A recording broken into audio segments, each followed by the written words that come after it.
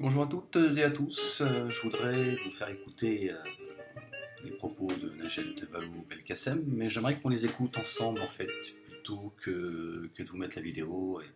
On va l'écouter ensemble, ça dure 2 petites minutes. Je vais peut-être éteindre le jazz que je vous remettrai. Parce que si je mets l'autre vidéo en même temps, on va rien entendre. Ferme-la s'il te plaît. Voilà, ferme-la. Merci.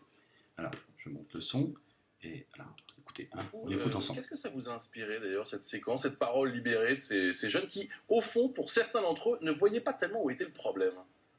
Moi, ça fait des années que ça me préoccupe. Mais Alors, je coupe cette parole libérée en fait avec François Hollande qui a rencontré des jeunes pour nous parler de ma grand-mère.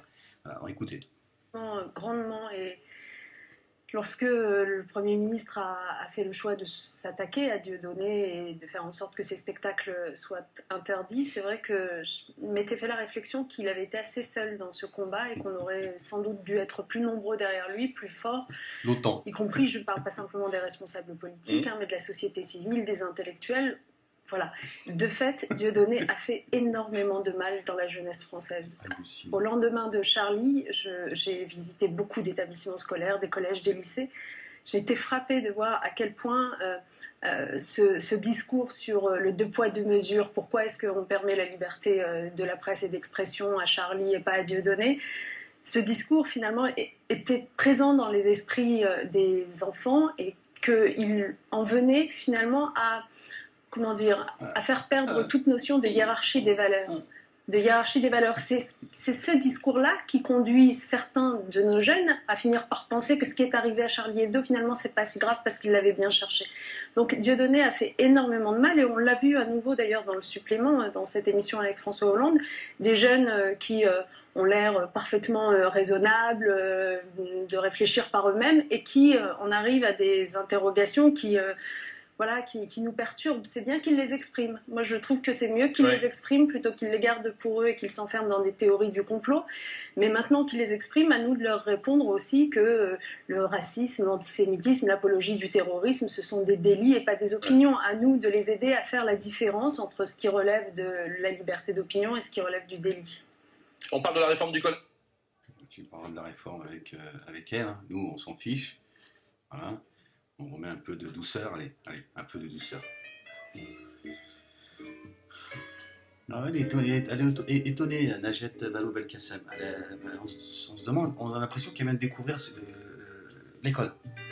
Elle se dit, tiens, si des jeunes, ils réfléchissent quand même. Et ils dénoncent le deux poids, deux mesures. Ben oui, Najat Vallaud-Belkacem. Tu vis sur quelle planète? Il y a des gens, ils vivent à travers Dieudonné une certaine injustice. D'accord? Un deux poids, deux mesures. Un 8 poids, 8 mesures. Qui a l'air de surprendre Najat Vallaud-Belkacem. Elle ne comprend pas. Elle se dit, tiens, qu'est-ce qui se passe? On aurait dû être plusieurs.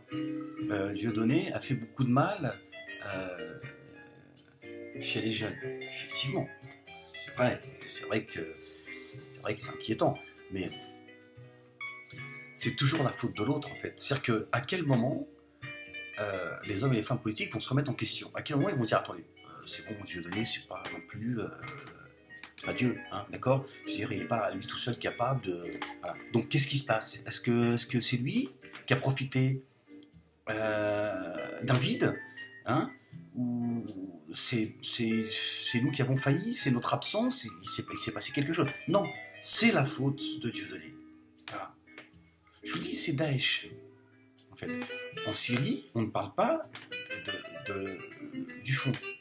On ne parle pas des crimes de Bachar al-Assad qu'on est en train de réhabiliter, hein, qu'on a reçu sur la chaîne publique, France 2. On parle de Daesh. Ça nous permet de ne pas parler de la vérité, de ne pas nous parler de la réalité, de ce qui se passe en Syrie. Bachar al-Assad, qui est un soutien, lui et sa famille, qui sont un soutien, je fais le parallèle, mais c'est important, qui est un soutien à aux frontières israéliennes depuis 40 ans, aidé par l'Iran et par le Hezbollah. Le Hezbollah qui se dit ennemi d'Israël, qui vient aider celui qui protège les frontières israéliennes. Voilà. Et pour ne pas parler de tout cela, on parle de Daesh. Et là, pour ne pas parler des choses essentielles pour les Français, l'économie, l'humain. Les gens n'arrivent pas à payer leur loyer. Je le répète inlassablement. Mais c'est ça le quotidien des Français. Il y a combien de millions de pauvres dont je fais partie? On n'arrive pas à subvenir aux besoins de nos familles, on n'arrive pas à payer notre loyer, on n'arrive pas... Les vacances, on a oublié. Certains ne peuvent même pas se soigner, certains ne peuvent même pas prendre les transports, malgré la gratuité, etc. Par moment, ils se retrouvent, voilà, les papiers qui ne sont pas faits, etc., etc. Bon, après, on va pas rendre l'État et la société responsables de tout. Mais c'est pour dire qu'il y a une vraie réalité que l'on fait fi en nous parlant de Dieudonné et Soral, qui sont en réalité les seuls opposants au gouvernement et au système, parce qu'on veut que ce soit eux qui soient là. C'est tellement plus facile de contrôler la rébellion, parce que Dieudonné, Soral, ils sont là. Pourquoi Dieudonné, en l'occurrence, ben, il est une soupape. Voilà. Après, ça a des effets, dont a l'air de s'étonner Najat Vallaud-Belkacem. Mais Dieudonné, c'est une soupape. Et voilà. Il canalise cette frustration, hein, chez certains, ce qu'on peut appeler cette souffrance, et il désamorce ces petites bombinettes. D'accord ? Quand on va aller voir Dieudonné, qui a un talent fou, on va le voir, on rit, et on ressort de là, eh ben, il a débranché le fil bleu et le fil rouge. Tu fais, oh, c'est super, franchement, j'ai bien rigolé, et il a dit tout ce que j'avais envie d'entendre. Ça fait du bien. Donc, il sert le système. Mais ils veulent le beurre et l'argent du beurre. Ben non, Najat Vallaud-Belkacem, c'est qu'à un moment donné, quand tu sors des spectacles de Dieudonné, ben, Dieudonné te fait réfléchir. Et Dieudonné, moins aujourd'hui, je parle pas au niveau de ses spectacles, par rapport à ce qu'il est devenu, que du gâchis, c'est comme ça, mais il fait réfléchir les gens sur une certaine réalité, sur certaines vérités. Ça a des conséquences. Ce deux poids, deux mesures que Najat Vallaud-Belkacem ne veut pas voir.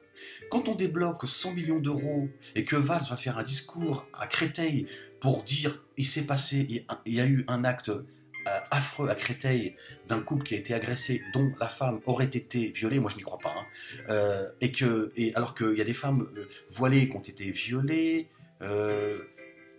violentées, une maman a perdu son enfant de 8 mois dans le ventre, une autre femme de 5 mois a été violemment agressée, il y a eu plein d'autres, voilà, comme j'ai pu le rappeler dans d'autres vidéos, un père de famille qui a laissé un enfant, il n'a même pas eu le plaisir d'entendre son enfant lui dire papa, il a été tué de 17 coups de couteau, etc., etc., etc., et qu'on nous dit que on débloque une enveloppe de 100 millions d'euros et qu'on nous parle que de cette agression à Créteil.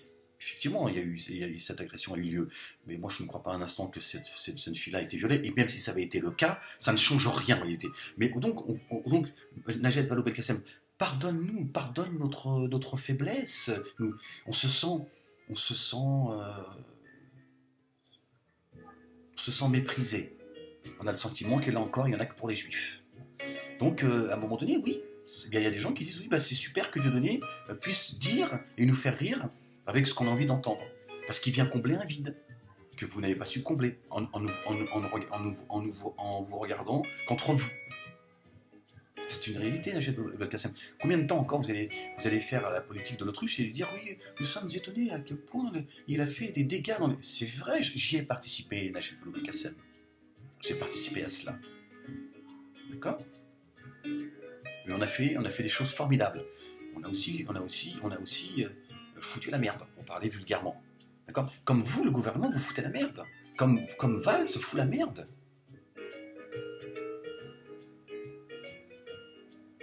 On voit aujourd'hui là, cette agression, cette volonté d'attentat à l'égard concernant une église. Moi, j'en parle depuis des années de cela. Et là, curieusement, j'ai écrit ça il y a 3-4 semaines sur du papier, et je disais qu'on va avoir un attentat sur le territoire français concernant église, une cathédrale, ou voir une famille chrétienne, etc. Donc on va toucher un symbole chrétien, et mon fils me disait, tiens, t'as vu papa, c'est ce que tu disais il y a 2-3 semaines. Moi ça fait des années que je le dis. Je dis, quand on va vouloir semer le désordre, on va vouloir nous monter les uns contre les autres, hein, cette laïcité, voilà ce que ça va... Mais quand on voit le traitement médiatique, hein, bon, c'est un Algérien, mais évidemment, on sait absolument pas ce qui se passe, mais ce sont les médias qui nous expliquent le déroulement de tout cela. Nous, on ne peut absolument rien vérifier. Il y a une frustration quand on voit Valls qui est là en train de pleurnicher les Juifs, et avec les musulmans, et le Maghrébin, l'Algérien en l'occurrence, est montré du doigt. Moi, je ne fais pas de différence entre le Marocain, l'Algérien et le Tunisien, mais je sais qu'il y a des revanchards qui sont... Tout cela, ce n'est pas le fait du hasard. À un moment donné, Najat Vallaud-Belkacem, il y a des gens qui sont frustrés. Nous ne sommes pas des machines, nous sommes des êtres humains, et nous avons une sensibilité. D'accord ? Quand on entend Zemmour, Najat Vallaud-Belkacem, quand on entend Zemmour appeler au meurtre des musulmans, qu'est-ce que ça déclenche chez nous? Est-ce qu'à un moment donné, vous le gouvernement, vous êtes pas posé l'élection en disant, mais attendez, qu'est-ce que Zemmour et certains déclenchent quand ils s'adressent de cette manière aux Français? Quand Zemmour appelle de manière à peine voilée, il se préserve juridiquement parlant, mais en réalité, moi, si j'avais les moyens, je porterais plainte. Mais il n'y a pas d'avocats d'abord courageux, il n'y a pas d'avocats qui sont prêts à le faire. Moi, au nom de mon association, je porterais plainte. Voilà, je porte plainte contre eux, parce que il appelle au meurtre à mon égard et à ceux de ma famille. Voilà. Donc c'est juste insupportable que Najat Vallaud-Belkacem ne soit pas choqué par les propos d'Éric Zemmour, qui fait un parallèle avec je ne sais plus qui, etc., qui à une époque tuait les protestants, etc., et en disant les protestants aujourd'hui, ce sont des musulmans. Il appelle clairement au meurtre des... Mais non, c'est Dieudonné. Zemmour a le droit de dire ce qu'il veut. Ben voilà, le 2 poids 2 mesures. C'est bien beau de venir faire l'étonner, mais voilà ce qu'entendent cette jeunesse. Ils disent, attends, Zemmour, il est là, il crache sur les musulmans, il appelle au meurtre des musulmans. Ça ne choque personne. Il n'en est pas à son premier coup, hein. Les Noirs et les Arabes, voilà, c'est eux qui remplissent les prisons, etc. Bon, il y en a un pagaille. Donc Dieudonné, lui, il fait son fonds de commerce avec ça. Il vient dire ce qu'on a besoin d'entendre. Parce qu'en réalité, c'est ça, c'est une sorte de thérapie, mais qui finalement est une bombe à retardement. Mais pendant un laps de temps, il fait du bien à une population qui dépouille. Là-dessus, on est d'accord, surtout arabo-musulmane, qui méprise, mais ça, c'est une réalité. C'est-à-dire que les gens, ils sortent de là, ils ont bien ri, ils disent, ouais, ça fait plaisir d'entendre au moins quelqu'un qui est courageux d'aller dire ce que personne n'ose dire. Parce que Najat Vallaud-Belkacem, on ne t'entendra jamais parler du 2 poids 2 mesures, à part traiter tout le monde de complotiste, etc., etc. DSK, qui fait partie de votre... Tout le monde a crié au complot, ça ne vous a pas dérangé. D'accord, le complot a toujours existé, ça fait partie de la nature humaine. Les gens complotent. Après, c'est vrai qu'il y a moi, je suis contre le tout complot et il n'y a pas de complot. D'accord. Mais quand est-ce que Najat Vallaud-Belkacem dit, attendez, on en fait peut-être un petit peu trop à l'égard des Juifs. Et ça, moi, ce que j'appelle l'antisémitisme social, je le dis depuis des années, c'est pareil. Je dis à un moment donné, il y a des gens qui commencent à avoir un certain mépris à l'égard des Juifs, pas parce qu'ils sont Juifs, parce que ça suffit, quoi. On en a marre d'être traités comme de la merde. Ça suffit. Ça, c'est humain, Najat Vallaud-Belkacem. Tout le monde n'est pas au gouvernement à toucher 10, 20 000 euros par mois, à raconter des conneries, à se masturber intellectuellement. Il y a des gens, ils vivent la vie, la réalité. Ils sont frustrés, on sait très bien que ce qui nous monte les uns contre les autres, c'est la frustration de chacun. Et quand on est frustré, parfois on devient aigri, etc., etc. Parce qu'il y a des gens en France, que ce soit en banlieue ou au fin fond de la France, il y a des gens, ils vivent dans des conditions extrêmes. Donc qu'est-ce qui se passe? D'accord?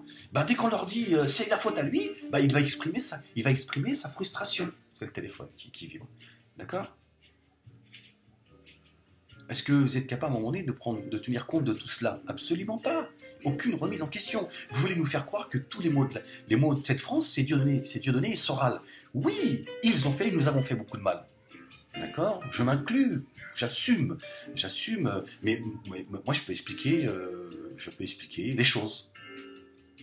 Sociologiquement, d'accord? Voilà, pourquoi est-ce que... Voilà. Ce que vous ne faites pas, en fait. Vous ne pouvez pas vous cacher derrière le Daesh de France, d'accord?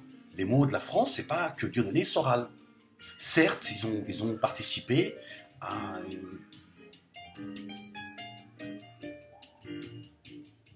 beaucoup de choses. C'était...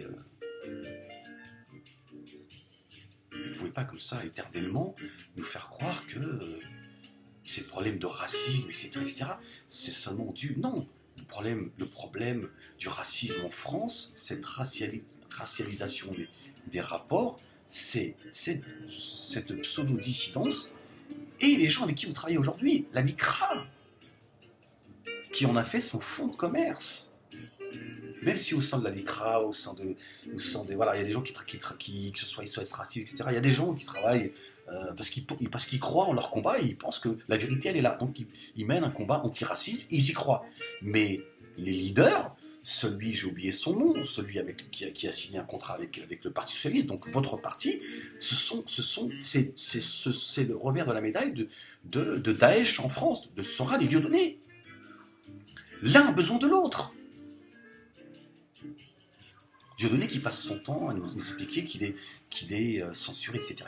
C'est celui qui remplit le plus les zéniths. De qui se moque-t-on? Bon, je ne vais pas faire une vidéo sur Dieudonné, mais voilà, tout ça n'est rien d'autre que du foutage de gueule. Comme vous, Najat Vallaud-Belkacem, vous vous foutez de la gueule du monde. C'est un fait. C'est ça la vérité. Et vous êtes là en train de dire, oui, les jeunes, bah, les jeunes, ils réfléchissent. Les jeunes, ils en ont marre de se plier devant le temple de la franc-maçonnerie et que l'éducation nationale est devenue l'église de la République, hein, où on remplit le cerveau de nos enfants. Et ils voulaient nous faire croire que ce sont les complotistes qui rendent malades. Oui, effectivement, il y en a certains qui déversent leur... mais non, il y a une réalité, elle est là, dont on ne peut pas parler. D'accord ? Moi, je ne peux pas en parler. Je suis censuré autant par la dissidence que par les médias, et depuis des années. Parce que mon discours, il est un petit peu trop réaliste à leur goût, et je me prive pas de parler de l'influence juive du CRIF, de l'ICRA, parce que je n'ai pas de problème avec les juifs. Je parle d'une certaine influence qui est autant, voire plus dangereuse que Dieudonné et Soral. D'accord ? Parce que si Dieudonné et Soral existent, c'est parce que eux leur permet d'exister. Comme Manuel Valls leur permet d'exister, comme François Hollande. François Hollande, je l'ai vu, j'ai vu des extraits, j'ai pas regardé, j'ai pas écouté l'émission, j'ai vu des extraits, j'ai vu un enfant qui parle à des enfants. Il était presque parti pour se disputer avec des gosses qui leur disent oui, mais Dieudonné, machin. Voilà, c'est des adolescents qui sont remplis, qui sont pleins de vie et qui ont envie de parler, de laisser parler leurs émotions. Et là, on voit François Hollande, président des Français, qui à ce moment-là, c'est parti, c'est le grand 8. Il est là, on aurait dit un intégriste, quel que soit, intégriste musulman, juif, chrétien, bouddhiste. C'est-à-dire qu'il n'écoute plus personne. Il est là, il est parti, oui, la Shoah, là, vous vous rendez compte, mais calme-toi, le président de la République, t'as affaire à des gosses. Tu te calmes, tu retrouves tes esprits, et puis t'arrêtes dès que tu parles de la Shoah, ça y est, voilà, ça c'est... Vous êtes aveuglé, ça c'est des choses dont vous ne voyez plus. Hein, c'est pas avec certaines recrues là, les Dounia Bouzard, etc., mi-républicaines, mi-musulmanes, c'est pas avec ces gens-là que vous allez comprendre ce qui se passe.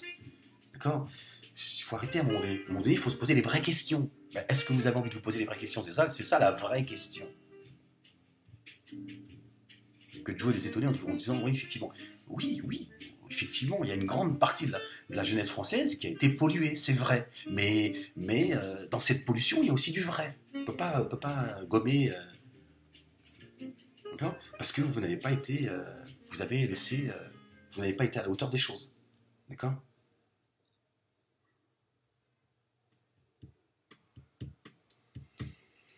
Quand on voit aujourd'hui Najat Vallaud-Belkacem, quand on voit aujourd'hui la propagande de Manuel Valls pour faire passer leur loi, vous avez vu ce qu'a dit Cazeneuve ? Allez, je vous fais écouter ce qu'a dit Cazeneuve. Allez, j'éteins la zizik. Écoutez. Ça dure une petite minute. Non, 30 secondes, pardon. Qui soit attentatoire aux libertés, qui remettent en cause la liberté d'aller et venir, qui remettent en cause les libertés individuelles ou collectives. Aucune. Si vous voyez un article de ce texte de loi qui remet en cause les libertés, vous me dites où il se situe. En revanche, il y a des dispositions qui peuvent être considérées comme remettant en cause la vie privée et le droit à la vie privée.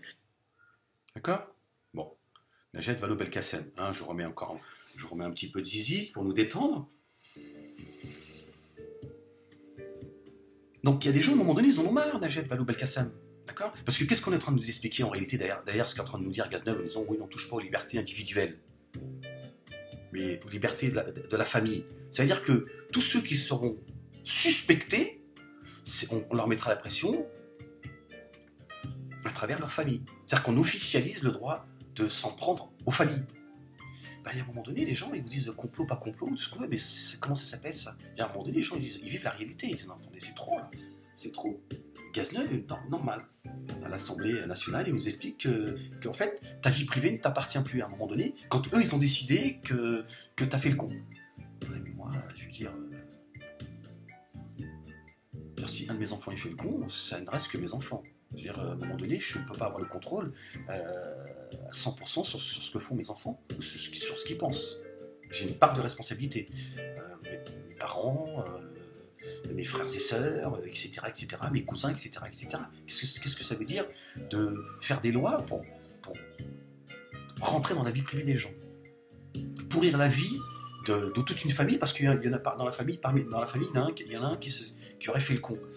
Bah, à un moment donné, les gens, ils vont écouter l'humoriste qui les fait rire et qui se disent bon, on n'a que ça à se mettre sous la dent, parce que personne ne nous écoute, c'est tous que des escrocs. S'il y a le Front National. Mais j'ai bientôt une surprise pour vous. Inch'Allah, si Dieu le veut. Parce que j'ai promis aux gens que je m'expliquerai pourquoi je voterai le Front National en 2017, Najat Vallaud-Belkacem. Parce que j'ai encore le droit dans ce pays de voter pour qui j'ai envie, et j'ai le droit de penser que l'homme, pour moi, le plus respectable reste Jean-Marie Le Pen. Non pas sa fille qui l'a mis, qui l'a crucifié sur la croix. Mais bon, que vous soyez encore patient, j'ai encore besoin de mettre les choses en place. Donc voilà, Najat Vallaud-Belkacem. Bon, c'est bien bon de nous parler de Dieudonné, etc., et de mettre les projecteurs sous Dieudonné que vous avez internationalisé. C'est vous qui avez fait de lui ce qu'il est, et de ne pas parler des choses dont on a besoin d'entendre et de parler. Et voilà, c'est notre quotidien, c'est ce que nous vivons. Najat Vallaud-Belkacem. D'accord? Je sais que ça arrange le système, que le combat, que vos opposants se trouvent tous dans la même cour. Ils sont deux, hein. Je veux dire, le système ne pouvait pas mieux rêver qu'un Dieudonné et un Soral qui, dès qu'il y a des gens qui viennent combattre avec de vraies valeurs, c'est simple. Si les gens savaient le nombre de personnes que Dieudonné il a mis dans la merde, là, au bout des lèvres, j'ai envie de dire aux gens, il y en a encore un que vous connaissez bien. Il a dit, je suis dans la merde. J'ai tout perdu, ma femme, ma fille, mon boulot, tout. Diodo, il a fait faire des allers-retours, machin. Il est... Pourtant, c'est un gars, vraiment, c'est... Donc, ça arrange le système. Ça arrange le système qu'un Dieudonné soit sans scrupules et qui, en fait, il participe à tout cela et il fasse partie du système. Et Najat Vallaud-Belkacem, tu viens... nous expliquer que tu es étonné des dégâts qu'ont fait la dissidence sur la jeunesse. Moi, je suis à ta disposition, Najat Vallaud-Belkacem, si tu as envie de travailler sérieusement, essayer de comprendre un petit peu ce qui se passe. Moi, je viens de cette dissidence, je l'ai créée. Je suis parti quand le champagne et le caviar coulaient à flot. Hein, j'ai laissé les autres, certains sont arrivés derrière, et qui se permettent même d'aller cracher sur d'autres... Toujours est-il qu'il faut avoir envie d'abord d'écouter tout le monde, parce que Najat Vallaud-Belkacem, Amen Moualek, il n'a pas le droit de s'exprimer. Najat Vallaud-Belkacem ne viendra pas discuter avec Amen Moualek. Alors que c'est ça, là, il est là le combat en réalité. C'est d'aller voir quelqu'un comme Amen Moualek, dire voilà, vous avez un parcours, vous avez participé à certaines choses. Qu'est-ce qui ne va pas? Pourquoi cette colère? Pourquoi ceci? Non, comme je l'ai fait moi, et c'est ce que j'ai fait. D'ailleurs, cette fameuse dissidence que vous critiquez aujourd'hui, Najat Vallaud-Belkacem, Dieudonné et Soral, m'ont reproché d'avoir ouvert le débat avec GSS et d'autres qui se sont rapprochés de moi en me disant voilà, ce sioniste, patati patata, et aujourd'hui ils font exactement la même chose que moi. Et là, ça ne dérange plus leur petite secte. Donc, vous voyez, je sais très bien de quoi je parle, je suis très au courant de ce qui se passe, je connais les frustrations parce que je les vis. Moi, je vis pas dans un 1000 mètres carrés, je ne demande pas d'argent à des gens qui n'ont pas d'argent, aux pauvres, je ne dépouille pas les pauvres, je suis pas le Robin des Bois des villes, d'accord. Dieu seul sait, hein, je sais pas encore combien de temps moi, mes enfants vont rester dans l'appartement. Voilà, c'est vous dire. Voilà. J'ai 4 euros dans mon compte, mais ils veulent les retirer quand même. Mais nous, on se plaint pas. On loue Dieu, on dit Alhamdulillah. C'est aussi ça la bataille. C'est à un moment donné, c'est de faire un choix. Moi, je suis parti de la dissidence, je savais où je mettais les pieds, Madame Valou Belkacem. Voilà, je fais partie de ces gens qui vivent le quotidien. Voilà. Voilà. Vous nous parlez de ces milliardaires en permanence. Vous orientez en réalité les vrais débats. Il faut parler avec des gens comme Ahmed Moalek. Voilà. Qui parfois peuvent être excessifs parce qu'on en a marre de ce deux poids deux mesures. Cette jeunesse a raison. Voilà. Mais nous on triche pas. On a nos défauts. Voilà. Mais je vous ai dit, je l'ai dit maintes et maintes fois, je suis pas un exemple de piété. Et voilà, j'ai mes qualités aussi. D'accord. Donc cessez, Najat Vallaud Belkacem, de vous cacher derrière Dieudonné, Mbala, parce que ça vous arrange bien. Assumez vos erreurs, assumez ce que vous êtes, assumez votre bilan et cessez de faire croire que tous les maux de la France, c'est dû à Dieudonné Soral, qui, je vous le dis, je vous le répète, ont semé le désordre avec moi.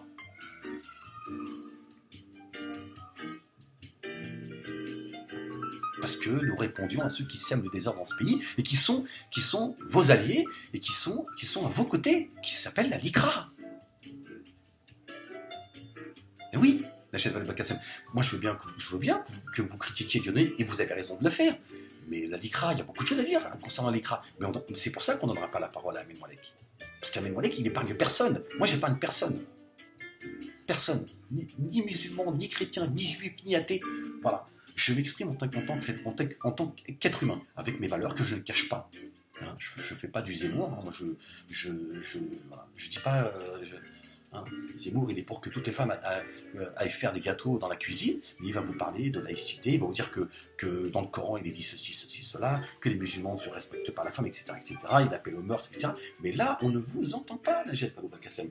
Alors que finalement, un Éric Zemmour, comme un Goldladen, une Elisabeth Lévy, hein, les Klarsfeld, etc., sont bien plus dangereux qu'un Dieudonné. Mais ils sont nuisibles aux musulmans. Ça vous touche beaucoup moins. Ça, c'est des choses avec lesquelles on ne peut pas parler. D'accord ? Donc vous recrutez vos petits arabes et vos petits musulmans de service et vous faites vos débats tout seuls. Et c'est pour ça qu'on en est là. Mais ça va péter. Et on y approche. Et moi, ça fait des années que je le dis tout ça. Ça fait des années que je le dis. Ça fait des années que je dis qu'on va toucher à des symboles chrétiens en France. Et là, c'est les premières étapes. Regardez, ceux qui me suivent depuis des années, il a complètement raison. J'ai parlé de Mohamed Merah. J'ai dit comment ce sera un jeune de banlieue, en jean, basket, qui ressemblera à tous les jeunes de banlieue. J'ai dit, oubliez les barbus. Les barbus, il faudra les oublier. On fera peur aux Gaulois en disant, attention, ton voisin qui est issu d'une famille musulmane et qui est rasé de près, qui est quelqu'un de gentil, qui fait des études, ça, attention, il est peut-être plus dangereux que le barbu. On y est aujourd'hui, je l'ai dit maintes et maintes fois. Combien de vidéos j'ai fait pour répondre à Zemmour. Donc tout ça, j'ai un passif. Je sais un minimum de quoi je parle. Comme j'ai pu parler de Marine Le Pen ces dernières années, et ceux qui m'ont tombé dessus, c'est ceux que vous critiquez aujourd'hui. Dieudonné Soral, qui aujourd'hui leur crache dessus. J'ai toujours 2-3 années d'avance. Regardez, comme Laurent Louis, on en parlait 3 minutes, qui dit tout ce que j'ai dit depuis voilà. Ils sont tous en train de finalement de confirmer ce que je dis depuis longtemps. Alors que moi, Dieu seul sait à quel point j'ai essayé de pas faire. C'est à vous que je m'adresse, Najat Vallaud Belkacem. J'ai fait ce que j'ai pu pour pas que la dissidence elle explose et qu'il n'y ait pas. Mais bon.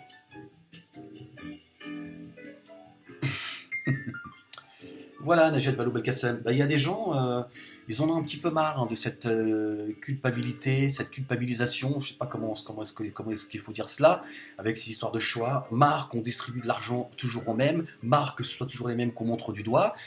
Et certains l'ont compris, Najat Vallaud Belkacem. Vous avez apparemment pas l'air de l'avoir compris. Ou alors vous nous prenez pour des cons. Hein, j'ai ma petite idée. Et donc, il y en a certains, ils en ont fait leur fonds de commerce, comme le CRIF et l'ICRA qui ont fait leur fonds de commerce, la Shoah. Et résultat, à un moment donné, ce cocktail, il devient explosif. Moi, j'en ai parlé pendant longtemps. J'ai dit, attention, quand j'ai quitté la licence, j'ai dit attention parce que là, il y a des communautés qui vont se foutre sur la gueule. Et moi, j'ai pas envie qu'il y ait des moments qui pleurent d'un côté comme de l'autre. Mais Moalek, il dit des choses très intéressantes, très de bon sens, mais il dit des choses qu'il ne faut pas qu'on dise. Voilà, Najat Vallaud-Belkacem, le vrai problème. C'est que le jour où on entendra Ahmed Moalek sur les plateaux télé parler comme je parle là, on dira, on avance. Parce que moi, ceux qui essayent de me faire passer pour un con, comme quelqu'un qui a envie d'exister, etc., on a tous besoin de reconnaissance, etc., etc. Moi, je n'ai pas changé, j'ai toujours été ce que je suis. Le jour où on entendra Ahmed Moalek sur les plateaux télé dire que la LICRA, c'est une escroquerie, que la LICRA, ils sont aussi responsables que Dieudonné, on avancera. Mais apparemment, ils ont signé un contrat avec vous, et ils sont là, et... Ils sont venus nous faire un discours à Créteil, et en chialant sur une famille juive, en méprisant les autres. Le Gaulois, j'en parle même pas, il n'existe plus, le Gaulois. Enfin, en tout cas, dans certaines zones en France, le Gaulois n'existe plus. Il n'a plus sa place. Mais ça, là encore, c'est le dernier de votre souci, en fait. Mais bon, tout ça, je l'expose. Dans quelques semaines, je pense que certains pourront comprendre de quoi je parle.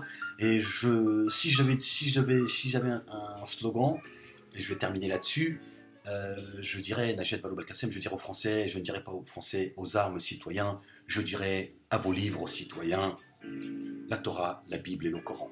Voilà ce qui va nous sortir de ce mauvais pas, de cette France complètement franconisée, je ne sais pas si ça se dit aussi, qui nous demande de nous plier et de nous prosterner devant le temple franc-maçon pour lequel vous travaillez. Je ne sais pas si vous appartenez à cette franc-maçonnerie, mais ne vous en déplaise. Hein. Je sais que quand je parle comme ça, à vos yeux, je ne suis qu'un complotiste malade et je ne sais quoi, mais c'est une réalité. Et l'éducation nationale pour laquelle vous travaillez, c'est l'Église de la République. Cette République que Nicolas Sarkozy veut appeler son parti République.